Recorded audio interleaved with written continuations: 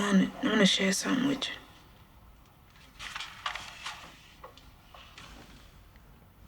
Like the masses, I was in awe when I first laid eyes on all the things you are. I heard that speech. I knew we make noise. I just thought it'd be in the streets. The Black Panthers are the single greatest threat to our national security. Our counterintelligence program must prevent the rise of a black messiah. You're looking at 18 months for the stolen car, 5 years for impersonating a federal officer, or you can go home. What do you want? Get close to Hampton. The Black Panthers are forming a rainbow coalition of oppressed brothers and sisters of every color. Neutralize him by any means necessary.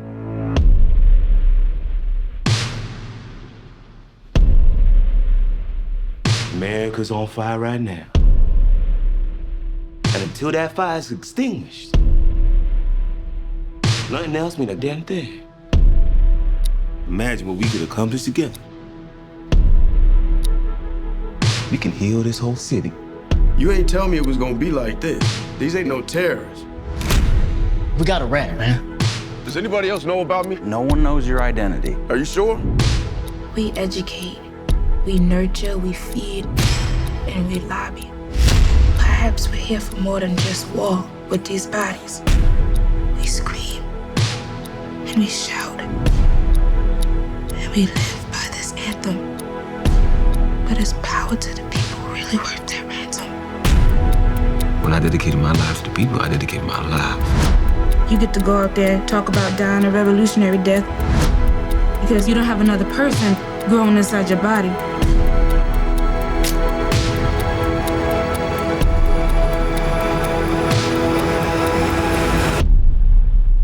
Anywhere there's people, there's power.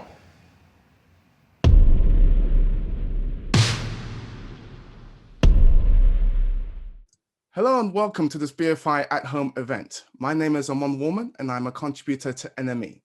Tonight, I'm joined by director Shaka King and producer Charles D. King, who are here to talk about their new movie, Judas and the Black Messiah. Welcome to you both. Thank you. Thanks for having us. First and foremost, congratulations on the film. I think it's a fantastic piece of work. I want to start off by asking, how did you first get involved in the film? And Shaka, if we can start with you. The Lucas brothers, two friends of mine, comedians, they came to me and said, look, we are interested in having you join this production that we envision. It's a movie about Fred Hampton and William O'Neill. And we see it as almost The Departed set inside the world of COINTELPRO. And I just immediately connected to that idea. I think I recognized immediately the potential to put forth some like really revolutionary ideas inside of a popcorn movie.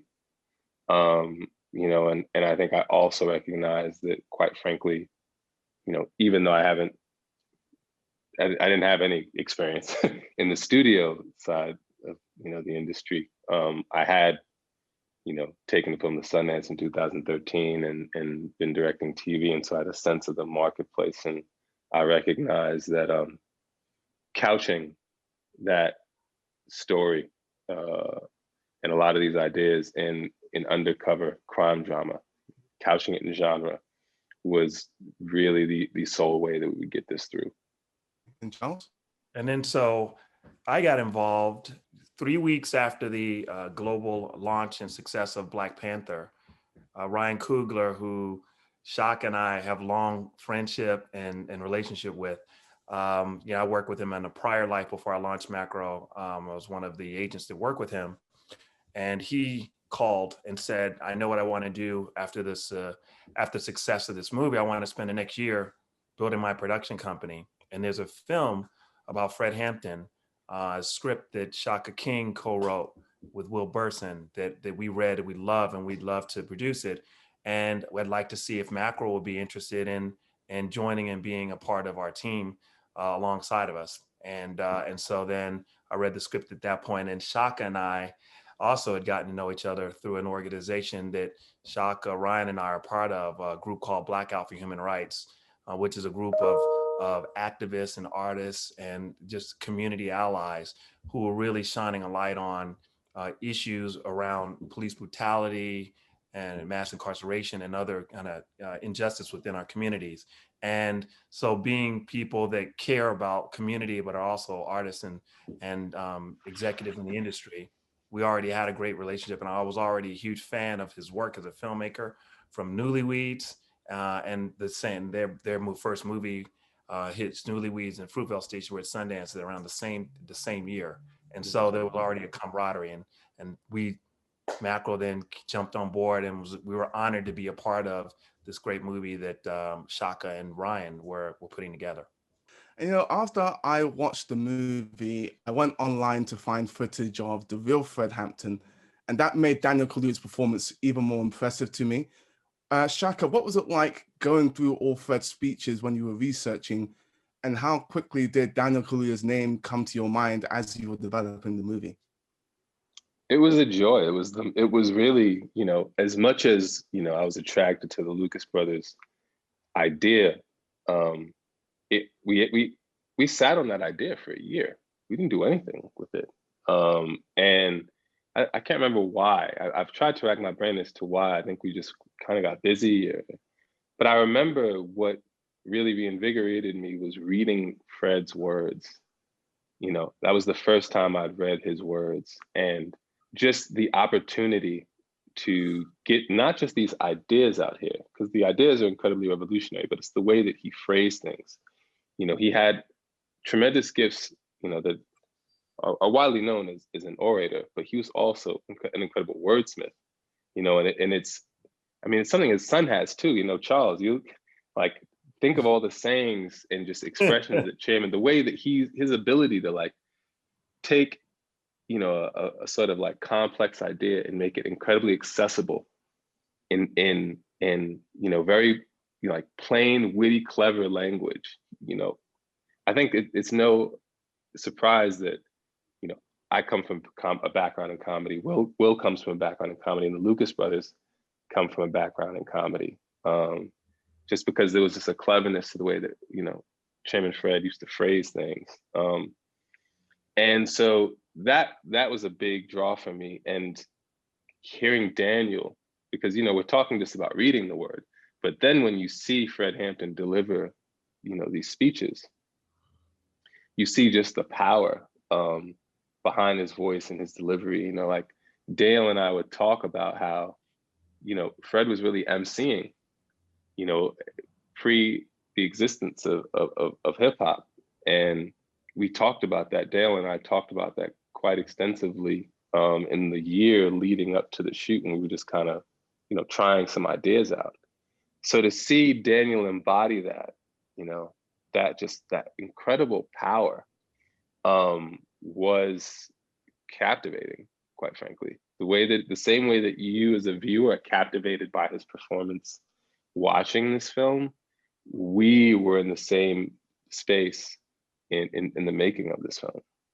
Yeah, I would absolutely agree with you, Shaka. I just remember the first table read we did at Warner Bros.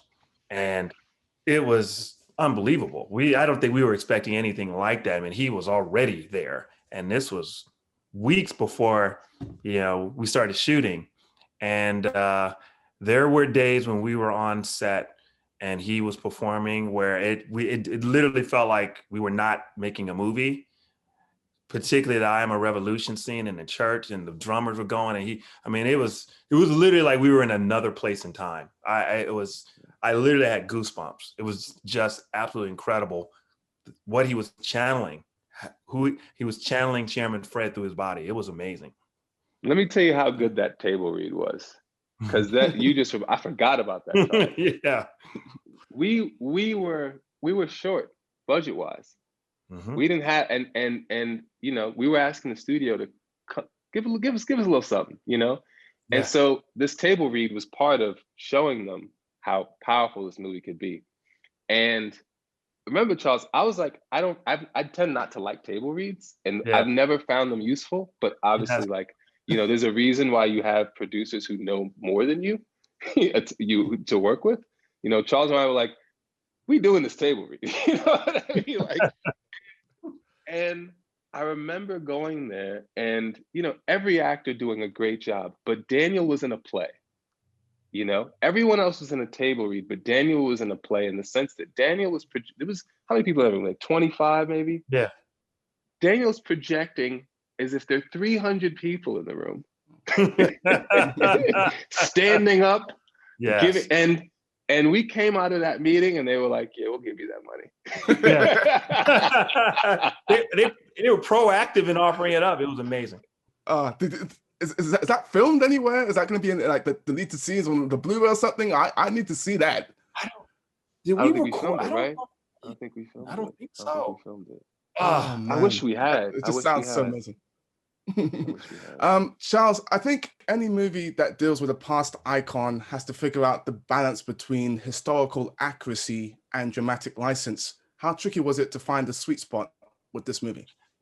It was tricky to find that sweet spot, but the work that Shaka and Will did was really quite masterful.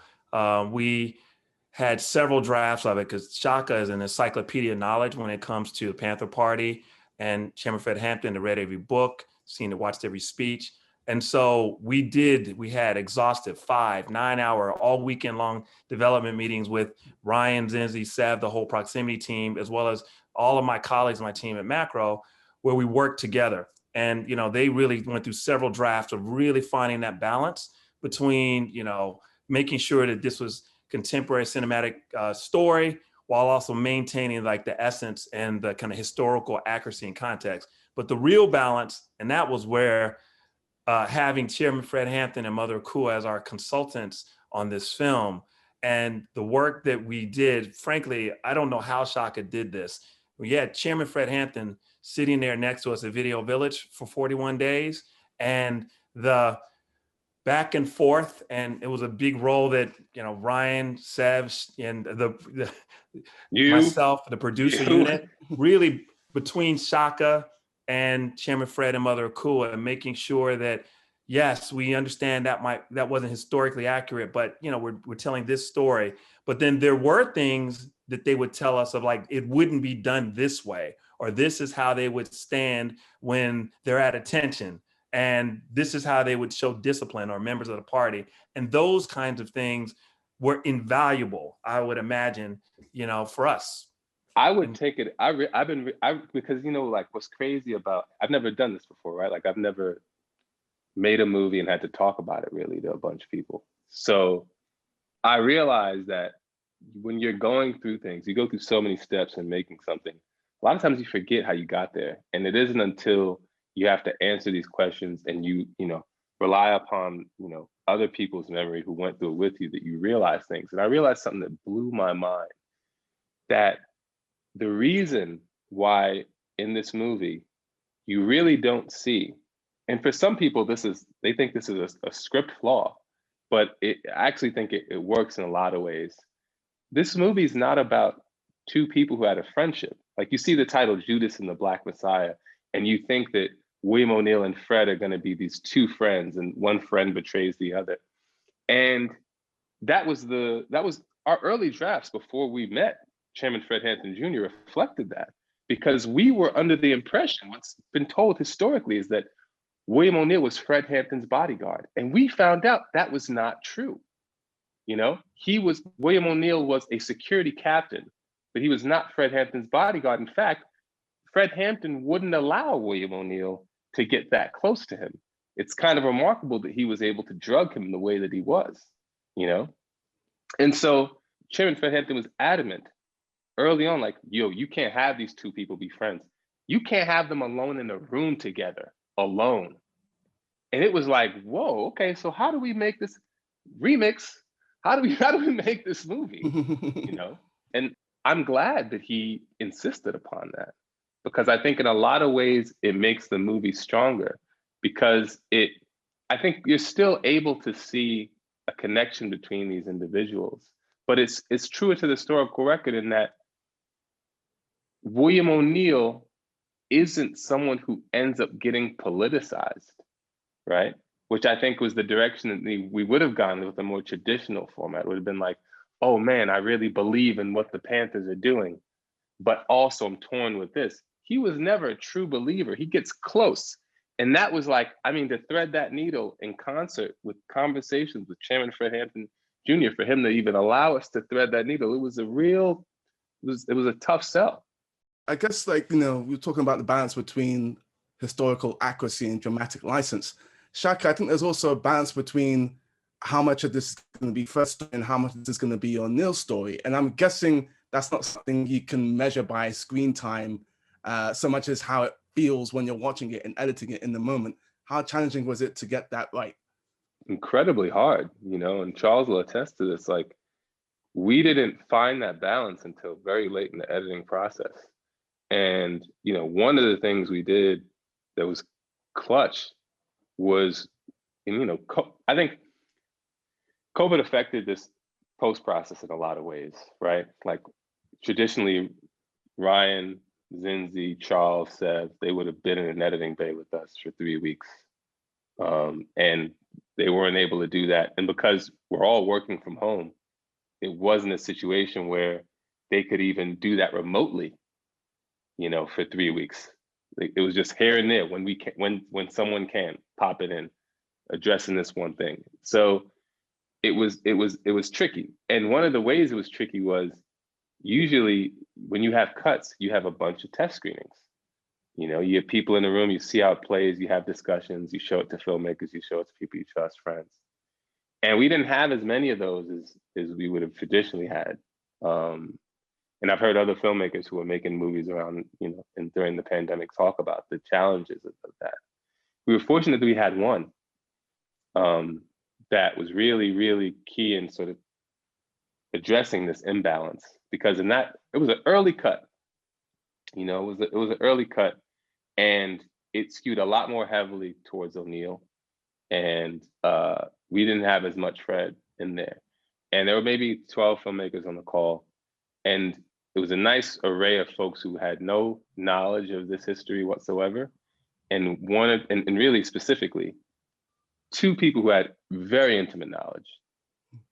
And we probably had like a 10-hour conversation on Zoom. It was a long one. It was a real long one. And I'd say that the bulk of the conversation, of the talking, was done by those 2 people who really were adamant about, and it was a microcosm for us. I mean, no one we didn't get off that call and say, okay, what do we do? We got off that call and was like, okay, we know what to do. It was like that made it very clear, that we needed to address that imbalance. But what was funny too was that the first person who spoke was the person who didn't know anything about the history. And I remember him saying, he was like, listen, you guys have a great film in here, but this whole Fred Hampton guy, like, lose this guy, like really lean into the William O'Neill of it all and the genre flick of it all. And I remember one of the filmmakers who was on the call, her face just like, who knows this history. I saw her face and I was like, yeah, no, that's not the way to go. And then and he never spoke again. And for the next chunk of hours, those 2 filmmakers did the bulk of the talking, because that's who really cares about this movie. That's who cares more than anyone about this movie. And so, we got off the phone and we immediately addressed that. Yeah, that was quite insightful. That was quite a conversation, enlightening. Yeah, like you said, the whole post process on this, I've yet to see the film on a big screen. I mean, we would have seen it with an audience. The largest audience I've seen it with was my wife. That's it. Man. Yeah, it's really, you kind of play off of that. And so you look at the end result and this great movie that Shaka made, that he led us on down this, and we all made part of. We all made. It's just really a testament, given the other traditional ways in which you would have this process, we didn't have the benefit of that. Charles, this is not the first film that's been made about a Black civil rights activist, but it's coming out at a time when more people than ever seem to finally be paying attention to what's going on in the real world. There's an international reckoning with all the things that's going on right now. And as you're working on this movie in the pandemic and you're seeing the injustice of things like George Floyd and Breonna Taylor, what conversations are you having amongst yourselves on the relevance of Black Messiah as it gets closer to release? I think we were all having our own personal experiences of the trauma of we've all for our entire lives lived, at least for Shaka and I as Black men in the United States. And I would imagine for you as well, because it's a universal experience that we have as Black men. And if anything, it was making the importance of this movie. We already went into it with a sense of purpose of telling this compelling story to write history, to shed a positive light on of a great leader like Chairman Fred Hampton, but also to the universality of the story. And so if anything, it was just a nod of continued, for me, more of the reason why we have to make sure this movie's told in the right way. More of a reason why this movie needs to be seen by a global audience, because it's the continued importance of a story like this being told and of shedding more of a light and showing the power of our voices. And that so much of what the plight of what we're experiencing today is connected to the work that Chairman Fred was trying to do 50 plus years ago, and the work of the party so that we would be in a better place now, and how so much has not changed, and the work that was done by government forces to be a part of making sure that change didn't happen, and to now the historical context being made aware. Now let's go forward positively to actually make things in a better place for all of us on a global level. Shaka, I can easily see how in another person's hands, it would have been very easy to have the portrayal of William O'Neill be completely villainous, but there's some empathy for him in this movie, which I found really, really interesting. How quickly did you latch on to that aspect of what you were trying to do with the film when you're developing the movie and doing all those rewrites? You know, the thing that's funny is that it took Will and I quite a bit of drafts before we stopped referring to him as a sociopath. You know, we really, it was hard for us because we didn't want to create we don't have sympathy for this person, and that wasn't our interest. And I think even when I think Will and I hear the term empathy used to describe what we showed, we sometimes just flinch a little bit, because above all, what we wanted to do is provide context to his decisions. And I think we wanted to, and I think that was part of the reason why early on in those early draft or early cuts of the film, we had so much William O'Neill in there, because we had a lot more exposition in there, just like sort of contextualizing the choices he made. And then when we decided to lose that, because we realized that, you know, people a lot of times think of like O'Neill being a victim of, you know, people think of him being a victim, and when they think of his victimhood, they think specifically of the fact that, you know, he was arrested and manipulated by the state. But I think he was a victim a lot earlier than that, in the sense that, like, you know, you're talking about a person who was born into a certain socioeconomic status and taught to desire something that was, you know, quite frankly, far out of his reach through any means besides illegal means. You know, and it kind of reminds me of that that Ralph Ellison quote from Invisible Man, where he's like, keep that nigger boy running, you know, keep us on a treadmill. And so, like, he was a victim of capitalism above all. And that was what we set out to really portray in the film. I remember that when we made the transition, I remember debating that, you know, as a sociopath, and I think falling in on, you know, not just being a capitalist, but he was still a capitalist that got exploited, though, you know, instead of capitalist who was doing the full exploiting. The house always wins. Yes. You know. Guys, I could talk to you about this film for hours, but unfortunately, that's all the time we have for today. Everyone, thank you very much for your time this evening. Thank you so much for watching at home. Judas and the Black Messiah will be out in the UK and available to watch on BFI Player very soon. If you enjoyed this event, subscribe to the BFI YouTube channel, where there is more Judas and the Black Messiah activity happening this week. Stay safe and good night. Thank you, Amon. Thank you.